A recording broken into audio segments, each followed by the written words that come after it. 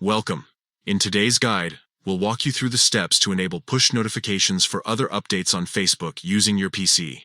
With this feature, you can stay informed about important activities as they happen. Let's get started. First, open your preferred web browser and navigate to facebook.com. Once you're logged in, look towards the top right corner of the page and click on the notifications icon. This is where all your recent updates and alerts are displayed. Next, locate the three dots in the top right corner of the notifications panel. Click on them to reveal a drop-down menu. From here, select Notification Settings. This will take you to a page where you can customize how you receive notifications. Now, scroll down until you find the section labeled Other Notifications. Click on it to expand the options. Here you'll see a toggle switch for enabling push notifications. Simply turn it on by clicking the switch. And that's it. You've successfully enabled push notifications for other updates on Facebook.